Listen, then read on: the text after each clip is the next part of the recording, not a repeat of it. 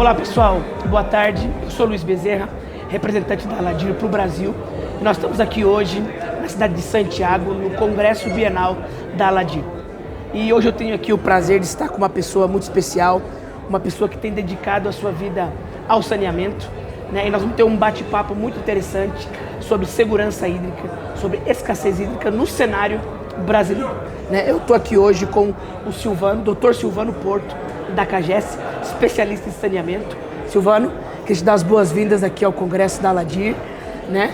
E dizer que nós estamos muito felizes de poder ter essa conversa aqui entre amigos, né? E você trazendo um pouco da sua experiência. Obrigado pelo convite, é um prazer estar aqui nesse momento, tanto na Aladir, no evento da Aladir, quanto nesse evento contigo de entrevista, de conversa, de bate-papo. Muito bom. Então, antes da gente começar, Silvano, eu queria que você falasse com a nossa audiência, né? Quem é o homem por detrás do crachá, né? Conta um pouco pra gente da sua história, né? Da sua formação. Eu sei que você é um doutor no assunto e um pouquinho da sua trajetória na CAGES. Tá bom. Meu nome é Silvano, eu sou paraibano, mas moro no Ceará já tem 30 anos, né? Agora em dezembro completo 30 anos. Gosto muito do Ceará. Fiz minha formação profissional, acadêmica toda no Ceará, sua maior parte. Sou biólogo, fiz Universidade Federal do Ceará e entrei na CAGES em janeiro agora já completou 20 anos. Né? Entrei para trabalhar com a parte de monitoramento, a parte hidrobiológica, microbiológica, a parte de monitoramento, controle de qualidade de água, tanto água distribuída quanto água de mananciais e também efluentes. Né? Houve um momento que resolvi estudar um pouco mais o assunto relacionado à água, relacionado ao tratamento de água, né? Então tive uma oportunidade de fazer um mestrado lá na Universidade Federal do Ceará, né? Especificamente foi sobre tratamento de água, né? Então continuei uns 2 anos nessa área, até que surgiu uma outra oportunidade, uma chance para me envolver com um assunto um pouco diferente, embora dentro do saneamento, que era tratamento de efluentes, né? Então, passei a trabalhar com a parte de disposição oceânica, de efluentes submarinos, monitoramento marinho, monitoramento de drenagem também. E naquele momento senti necessidade de estudar um pouco mais, né? Então a gente fez um doutorado lá na UFC sobre esse tema, nesse tema de monitoramento, simulação, modelagem de efeitos de lançamento de efluentes em corpos receptores, especificamente área marinha, que era o foco do trabalho que eu estava desenvolvendo lá. Né? Então foi um período muito bom, de muito aprendizado, estudava e estava na CAGES ao mesmo tempo, né? Já que o assunto era totalmente relacionado ao dia a dia das atividades que fazíamos lá naquela época. Né? Naquele momento tive a oportunidade de fazer um estágio fora também, um momento no Rio de Janeiro, o pessoal lá da COP, foi muito bom, o pessoal da Engenharia Oceânica, e depois em Cantábria, né? No norte da Espanha. Existia um grupo muito forte, muito conhecido mundialmente na área de simulação de modelagem de emissários. Né? Bem, então caminhei nessa área até que fui formalizado numa estrutura de pesquisa e desenvolvimento na CAGES. Fui transferido para essa área, atuei mais ou menos uns 10 anos, diretamente com pesquisa e desenvolvimento, tanto executando projetos, como também coordenando alguns deles. Né? Foi aí que surgiu a dessalinização. Que legal. E nesse período você teve uma experiência internacional, né? Foi buscar mais capacitação. Sim. Onde você esteve? Conta um pouquinho pra gente desse caminhar aí. Como surgiu a necessidade de desenvolvermos um projeto de dessalinização que muito se falava no Ceará, mas faltava materializá-lo. Né? Então foi tomada a decisão, o Estado, o município ia precisar de uma planta de dessalinização e me convidaram para formar um grupo de estudo e de acompanhamento dos estudos iniciais e também da implantação do projeto. Né? Então, naquele momento já era acho que um ano, mais ou menos, antes da pandemia. Comecei a estudar algumas coisas, encontrei uma especialização na Universidade de Alicante, especialização online sobre o tema, né? Dessalinização e reuso, foi muito bom. Durante 6 meses a gente fez, de forma online. Ao mesmo tempo que a gente estava trabalhando com os estudos, né? Havíamos lançado um procedimento de manifestação de interesse, que era uma espécie de concurso público para obtermos estudos das empresas que tivessem interesse no projeto. Né? Estudos diversos, né? Não apenas a parte de engenharia, mas também a parte ambiental, a parte jurídica, a parte econômica, Então foram um conjunto de 15 estudos que nós recebemos e passamos um bom tempo avaliando, né? Esses estudos coincidiu com o nascimento da minha segunda filha. Quando a gente recebeu esses estudos, na semana seguinte minha filha nasceu. A segunda foi um período muito bom, muito trabalhoso, também tendo que cuidar, digamos, das duas criações. Por muito tempo, essa minha filha pequena, ela foi apelidada de Dessalzinha, era mascote do projeto, né? Era Dessalzinha. Hoje já está com uns 5 anos. Né? Que legal. Bem, então os estudos a gente trabalhou, resultou na licitação que fizemos em 2020, a contratação em 2021 e agora recentemente o licenciamento, né? O licenciamento desse projeto, né? Muito legal. Eu quero aproveitar esse gancho, né? Porque nós sabemos assim que o Brasil ele é conhecido como um país de abundância hídrica de certa maneira. Só que a gente que mora lá sabe que isso não é 100% verdade para 100% do território nacional. Então, temos cidades ou regiões que a gente já está falando em forte pressão, né, hídrica, escassez hídrica e problemas de abastecimento, né? Então, eu queria que você compartilhasse conosco um pouco, você que, além de ter tido uma grande vivência no Ceará principalmente, mas também fora, né, com o teu doutorado, o teu pós-doutorado, o que você pensa a respeito, né? Como que você enxerga a evolução, a resolução dos problemas que envolvem, por exemplo, a questão da escassez? O que você pensa? Como que a gente deveria começar a caminhar? Você que está ligado, né, com o saneamento municipal, abastecimento de água para a população. Então, queria que você dividisse um pouco, né, até para desmistificar para a nossa audiência, né, que de fato o Brasil tem muita água, mas concentrada em algumas regiões, como a região norte. Como que você enxerga essa problemática? Muito boas suas perguntas, Luiz. Que normalmente é comum tanto dentro do Brasil como principalmente fora do Brasil essa interrogação. Não, o Brasil tem muita água. O norte, a Amazônia e o sul, Foz do Iguaçu, a gente tem água em abundância, no subsolo também. Para que pensar em ter que trazer água do mar? Mas o Brasil é muito diverso, né? Talvez pouca gente saiba que a gente tem uma área semiárida no Brasil muito considerável, muito populosa, né? Que é justamente o semiárido nordestino, onde dentro dele a gente tem o Ceará, né? O estado do Ceará está praticamente totalmente dentro do semiárido nordestino.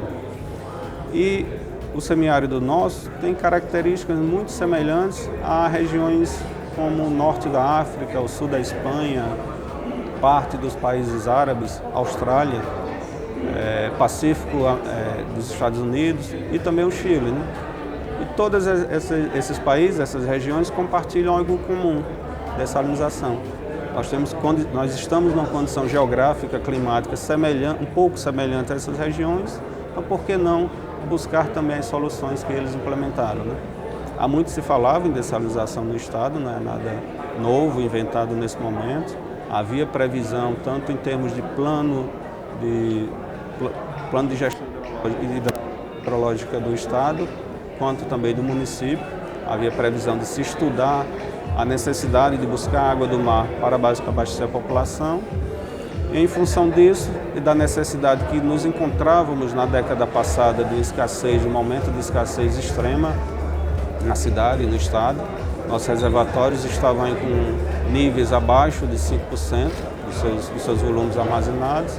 Então, naquele momento foram disparadas várias ações de curto prazo, médio prazo e também de longo prazo mais estruturante, que pudesse nos preparar para enfrentar não apenas aquela situação, mas também outras que a gente sabia e sabe que virão, né, em função do histórico de escassez que nós temos na região, agravados com as mudanças climáticas, né, que tem um horizonte claro de piora dessa condição adversa que nós temos no estado, né.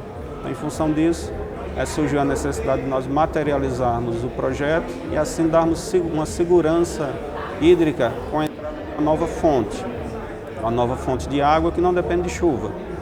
Como nossos reservatórios hoje todos dependem de chuva, dependem de recarga, ao entrar uma nova fonte de água que independe do regime pluviométrico da região, isso nos dá uma garantia, uma segurança de termos um certo volume de água para abastecer parte da população. A intenção no momento não é substituir a água que nós temos nos nossos reservatórios, mas complementar com uma fonte perene, com uma fonte que não tem influência climática. Eu quero aproveitar esse gancho que você está falando, né, para saber de você o seguinte, então, um pouquinho desse plano, né?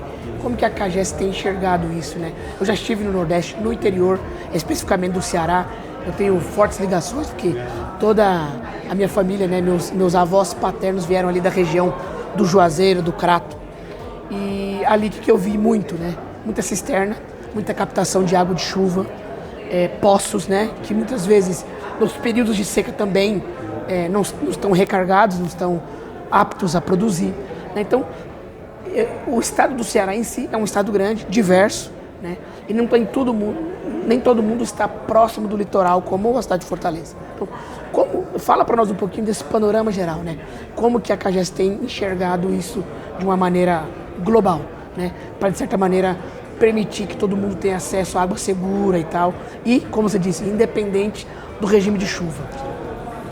Historicamente, o Estado ele se organizou, sua matriz hídrica, sua gestão hídrica, em cima de um conjunto de reservatórios, de açudagem e de transposição, de ligação entre esses reservatórios, né? Nós já fazemos transposição internas, de bacias internas, bem antes de se falar de transposição de São Francisco, né? Apenas exemplificando, Fortaleza, a cidade de Fortaleza e municípios vizinhos, ela não tem uma área suficiente para armazenamento de água de chuva. Nós dependemos de importação de água de outras bacias que estão no interior. Então, para que isso se materialize, a gente necessita de um conjunto de canais, adutores, elevatórios, que trazem água a mais de 200 quilômetros de distância da capital, né? O principal reservatório nosso está a cerca de 240 quilômetros de distância. Isso nos dá uma segurança hídrica para a capital, mas traz complexidade para o sistema, para a operação, custo, e estamos trazendo água do interior para a capital, que poderia, em algum momento, também ser deixada no interior para geração econômica, para usos diversos lá. Um exemplo disso, Luiz, é a própria cidade de Fortaleza, né? Ela não possui área no seu entorno para armazenamento de água de chuva, né? Então, para que a solução hídrica da cidade seja possível, nós temos que importar a água do interior, água de bacias que estão no interior, né? Isso a gente faz por meio de uma série de canais, de elevatórias, de dutos, de tubulações que trazem água a uma distância considerável, né? A mais de 200 quilômetros. Uma estrutura bem consolidada, construída já há quase 20 anos, nos tem dado uma garantia de suministro, de fornecimento de água para Fortaleza, né? Só que a operação desse sistema é um pouco complexa, né? Além de dependermos de chuva, de regime pluviométrico que recarreguem esses reservatórios, de certa forma estamos retirando ou deslocando a água que poderia estar beneficiando o interior em benefício da capital, que devido ao seu grande adensamento populacional, é necessário que tenhamos uma fonte segura, uma garantia para uma população tão grande como temos em Fortaleza e nas cidades vizinhas, né? É uma forma de reduzir essa pressão sobre os sistemas do interior e nós buscarmos outras fontes independentes delas, né? Que seria água do mar, a dessalinização e o próprio reuso, que também existe em outros projetos que nós estamos tratando, né? Você estava falando do modelo do Ceará, né? Eu foquei na parte da capital por conta do adensamento populacional, mas existem várias ações em todo o estado, né? Ações difusas, pequenas, desde as cisternas que você mencionou, né? O programa 1 milhão de cisternas, né? Do governo federal, também do governo estadual, que leva água pontualmente para residências isoladas ou não no interior, na área rural, e também outros projetos como o CISAR, Sistema de Saneamento Rural, que leva água para comunidades rurais em todo o estado do Ceará e que é exemplo no Brasil, né? Além desses projetos, temos outros que estão em execução, é exemplo do Malha d'Água, né, que é um projeto pensado pela Secretaria de Recursos Hídricos com o apoio de uma figura que temos no Estado, que é o cientista-chefe. O Estado tem um programa muito bom, chamado de cientista-chefe, onde ele traz para dentro das secretarias, para dentro da administração pública, professores, especialistas reconhecidos no Estado, no Brasil, em determinados temas, como saúde, segurança, tecnologia e água, né? Então, um deles desenvolveu uma forma de melhorar a gestão hídrica do Estado, que já era muito boa, mas em função da necessidade do aumento populacional, economia e impacto de mudanças climáticas, nossos recursos precisam de mais esforços, mais trabalhos envolvendo a manutenção dessa segurança. Então foi criado um programa envolvendo o cientista-chefe que resultou, dentre vários projetos, o Malha d'Água, que envolve a reunião de vários mananciais em uma estação de tratamento única de grande porte, que passa a produzir água para várias localidades, para vários municípios, né? Então trazendo uma garantia, tanto em quantidade quanto em qualidade, bem melhor do que temos hoje na água que é distribuída, né? E além disso, também redução de perdas durante a distribuição, que antes se faria a partir de canais, agora vai ser feita a partir de adutores e sistemas em tubulações que reduzem essas perdas dessas águas no interior, né? Então esse é apenas um exemplo de como o Estado está trabalhando a questão hídrica. Muito legal, muito legal. Já meio que caminhando aqui para o final do nosso bate-papo, né? Nós estamos nesse ambiente, né, esse seminário técnico da Aladir. Eu queria também saber de você a sua visão a respeito, né? A Aladir, anualmente, ela promove, né, no Brasil, aqui no Chile, em outras localidades, seminários, encontros técnicos, né? E eu gostaria de saber de você, assim, sua visão a respeito, né? Como que eventos como esse podem, né, ser benéficos na difusão, né, do conhecimento, mas no nosso caso, no caso do Brasil principalmente, né, fomentando a discussão, né, até para que saiamos dessa condição de letargia, né, de que somos um país de abundância hídrica, porque sabemos que, como você mesmo disse, citou N exemplos aqui do próprio estado do Ceará. Então, como que você enxerga, né, eventos como a Aladir, assim, que importância você acredita que isso tem, qual é a sua visão mesmo a respeito?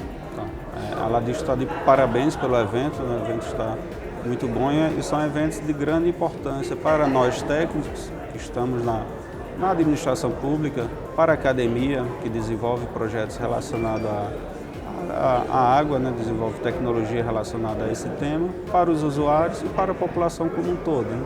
São momentos quando a gente pode discutir com pessoas, com especialistas, com operadores de sistemas que muitas vezes estão iniciando no Brasil, que a gente não tem experiência tão grande como o próprio Chile e demais países que participam desse evento, com as empresas, né, que têm a oportunidade de apresentar seus equipamentos, seus cases, como que eles têm trabalhado a expansão da tecnologia relacionada à dessalinização e ao reuso, trazendo novidades para nós e, ao mesmo tempo, nós encontramos alguns problemas, dificuldades que outros encontraram, que às vezes a gente encontra, às vezes até maiores ou menores, e soluções de como que eles trataram determinados problemas que são comuns para nós, né? Para nós, embora em outro país, de língua distinta, de geografia, de clima diferente, mas muitas vezes os problemas são comuns, né? Muitos dos problemas são comuns, né?